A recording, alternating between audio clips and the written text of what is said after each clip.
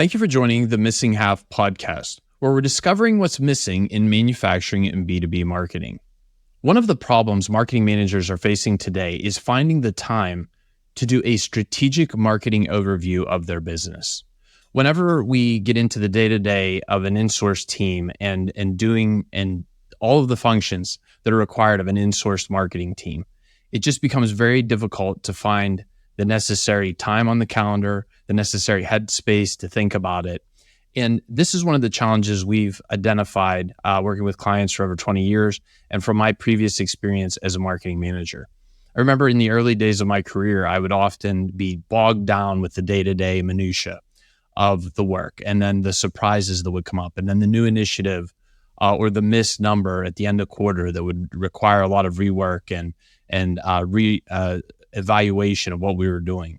When you're in the trenches of the internal marketing function and just fighting every day, it's very difficult to take that time to take that strategic look. So what we're going to talk about today is kind of a guideline for marketing managers and how they could possibly approach a strategic overview, and also consideration for who should be involved, as well as whether or not you should consider looking for third-party resources to help you take that look. So what is a strategic marketing evaluation or analysis? Some folks would call this a discovery and planning exercise or a deep dive into their business to understand what's really going on, what's working, what isn't, is there goal alignment.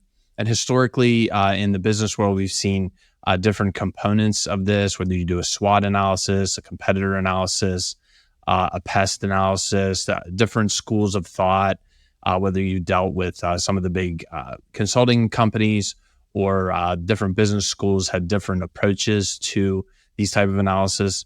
And one of the things we would like to offer today is, as we consider where we are in 2024, is we really need to go about it in a much more direct approach, and maybe even in some ways a simpler approach to developing this strategic marketing evaluation.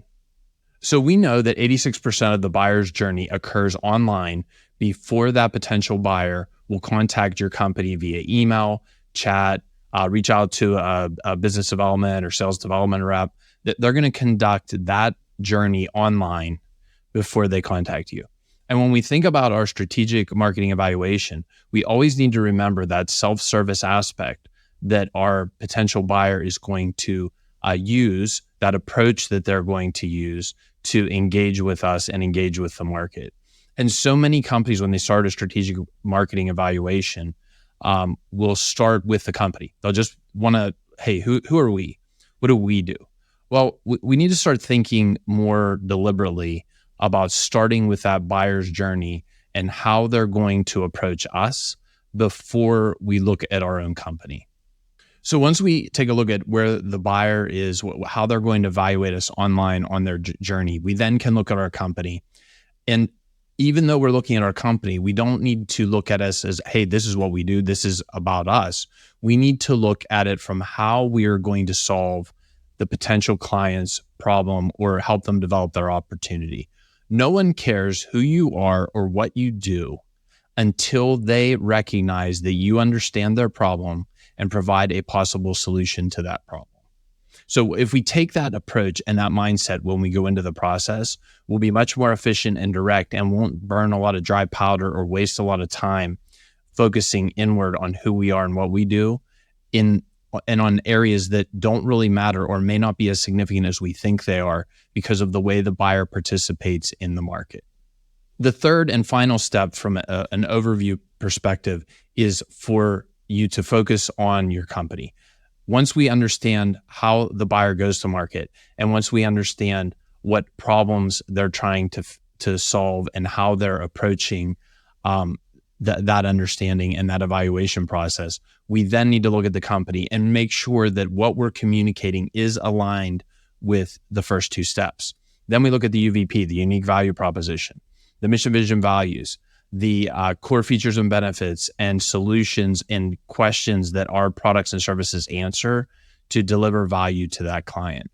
So if we start with that overarching viewpoint or framework, and maybe it's a little different than what you've done in the past in the way that you've approached your marketing planning and evaluation process, Once we start with that, then we can get on into very tactical approaches to almost like workshops or frameworks or playbooks to start to take deep dives into specific information that will help guide us in our strategic marketing evaluation. The next part we want to talk about is we're going to review a roadmap that we use to help our clients create that evaluation process to create a sense of understanding, both internally for them and then for us to be able to offer good advice and strategic planning to support their growth initiatives. So the first thing we like to look at is the goal setting of the company and review all of their goals, both financial and internal, or with their employees, with their stakeholders, understand all of the goals the company has set in 1, 3, and 5 year increments.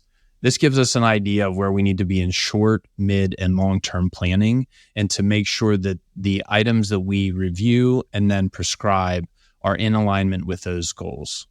The next aspect we like to look at is the situational analysis of where the company stands today. So with looking at their current customer base, looking at their current prospect base, looking at past clients they may have lost and why, understanding where they are positioned in the marketplace and how they are perceived from a brand standpoint in the market with their messaging and with their solutions. The third area we like to look at is encompassed in a lean canvas. This is a very popular tool that is not our own. It's been popularized in the market, and a lot of people use it. It's a lean canvas where you can put your entire business on one page, where you look at your UVP, your unique value proposition, where you look at what makes you a superpower that nobody else can replicate, what your competitors may be doing. Just looking at a number of components that allows everybody participating in the process on one page to understand who you are, what you do, where you do it, why you do it, and how you do it. Another area that we really like to look at is your LTV, a lifetime value analysis of your client, to make sure we're matching the marketing investment with the right clientele that are going to provide a good return on investment on your advertising or marketing spend. The LTV analysis varies by product and service companies. Depends on if you're a manufacturer, it's unique if you're a services company or if you're a SaaS. So there's a lot of different components that go into an LTV analysis. However, it gives us a good idea of where investment needs to occur and where it maybe should not have as much investment because the return on investment is not there. The brand audit is the next step, where we really want to make sure that we take a look at your branding and messaging and make sure it not only holistically addresses your market, but also addresses each of your target market segments. In some cases, your core brand messaging may need to be modified to specifically target and penetrate segmented target markets. This is somewhat challenging and sometimes it's controversial because some companies really just want to stay with one brand message. We believe that sub-brand messaging can occur successfully without damaging the core brand, but also resonating very well with that segmented target audience. So that can be somewhat of a controversial topic, but it can be addressed, it can be overcome, and it should be considered as part of your strategic marketing evaluation. This area is often skipped by a lot of companies, and we believe it's a mistake. We really need to do a buyer persona analysis and develop core ICP or ideal client profile definition to make sure we understand exactly who we are going after, the job titles, what their care abouts are, and have a really good understanding of that ICP.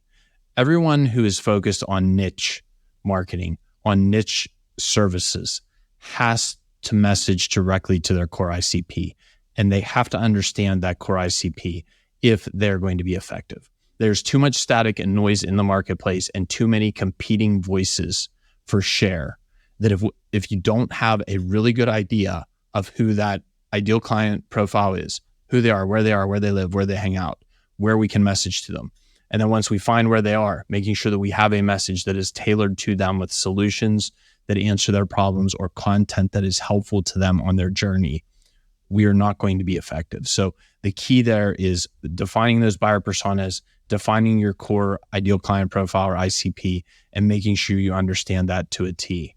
One area we're going to be talking about in our expert series coming up later this month is we'll be looking at demand gen frameworks. which is a newer concept, not brand new, but newer specifically to our markets of the mid-market with clients ranging from $10 million to $150 million in revenue in the manufacturing and B2B space. And in the demand gen framework, there is a heavy reliance on client interviews. And we're going to be discussing that concept and many more in a upcoming episode where we are joined by George from the B2B playbook. So we're very excited about that episode and recording it and sharing that with you. Whenever companies are doing the strategic marketing evaluation, one of the challenges they may face is really spending a lot of time on the front end of the analysis or the back end of the analysis and not finding a way to weave a common thread throughout. An example of this would be if a company spends a lot of time on that strategic evaluation of the target markets, of the core ICP, of the unique value proposition and the lean canvas, and they get that theoretical and messaging positioning portion of the planning in alignment and in a great spot, but then they fail to take the next step, which is, okay, how are we going to deploy that? So we understand who we are, what we do, where we do it, why we do it, who we do it for. We understand our solutions. We understand a great bit about the front end. But then, okay, now we've got to kind of look at the other end of this, which is, okay, how are we going to take this to market? What are going to be our core go-to-market strategies that are going to allow us to take that understanding of the market and get our content in front of them on a consistent basis that that attracts them, creates authority, and then allows us to be part of that consideration phase whenever they're looking for our product or service, whenever they're in that 5% of the buyers who are out there. So one of the things we really encourage people to do is make sure they do that strategic look, but then they look at a strategic deployment plan and make sure that they're ready to deliver it to market. So that can include, obviously, your foundational marketing items, like we're going to put it on our website. We're going to have hopefully some video. We're going to hopefully have some social media engagement. That's really table stakes. We really have to look then at how we can be more helpful with our content and take that to the next level.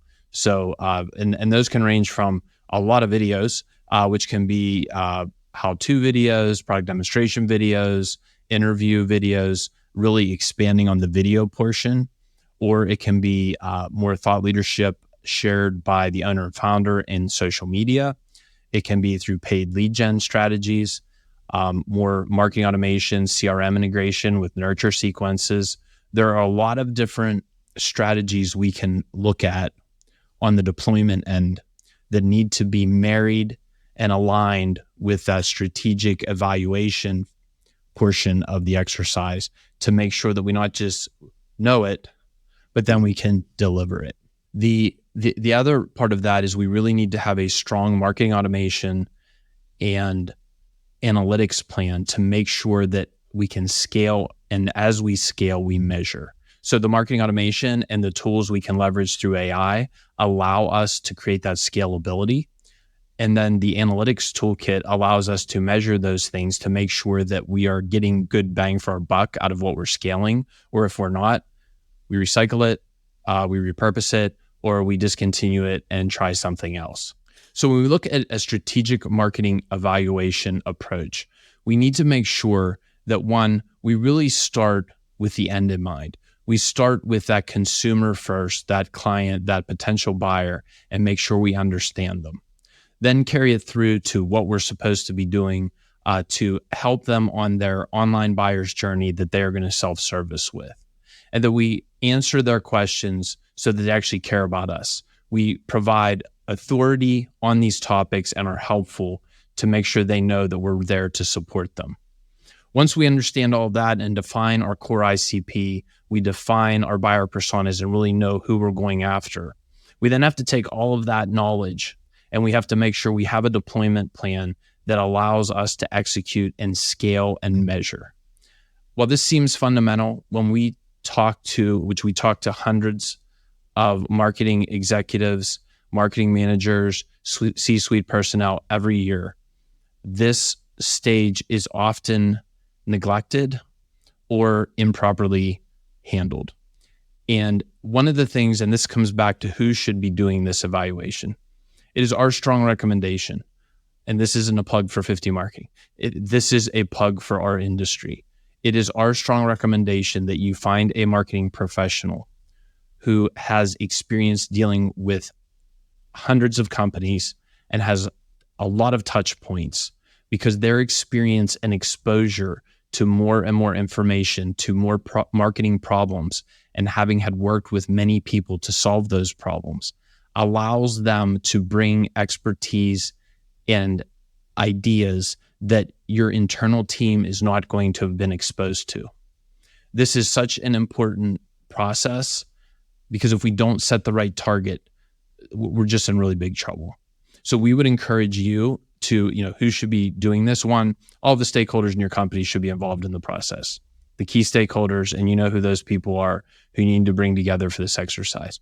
But you need to seek some type of coach, marketing consultant, someone who can add value to that conversation and make sure you're surveying a very wide sample of what's been tried and what has actually worked in the marketplace.